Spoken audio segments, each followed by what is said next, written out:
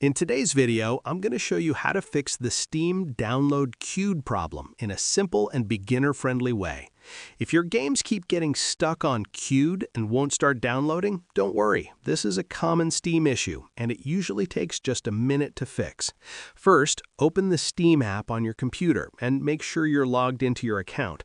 Once Steam is open, look at the top left corner and click on Steam. From the menu that appears, select Settings. Now a settings window will open. On the left side, you'll see several options. Click on Downloads. This section controls how Steam handles game downloads. Scroll down until you find an option called Clear Download Cache. Steam even mentions that clearing this cache can fix problems with downloads not starting properly. Go ahead and click that option.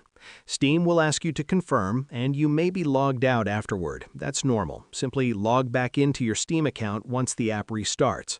After doing this, go back to your library and try downloading the game again.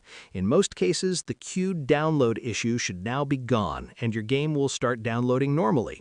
And that's how you fix the Steam download queued problem. Share this video and subscribe for more helpful tutorials.